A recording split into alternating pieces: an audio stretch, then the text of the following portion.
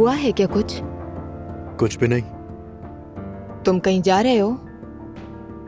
हाँ, एतराज है तुम्हें कोई? मुझे एतराज क्यों होगा, मुझे परवाह भी नहीं है। हाँ तो ठीक है, पूछो भी मत फिर। एक तरफ छुटकारा पाना है, दूसरी तरफ सवालात कर रही हो मुझसे।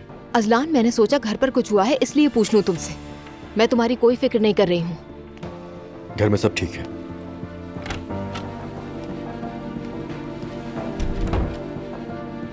पागल है क्या?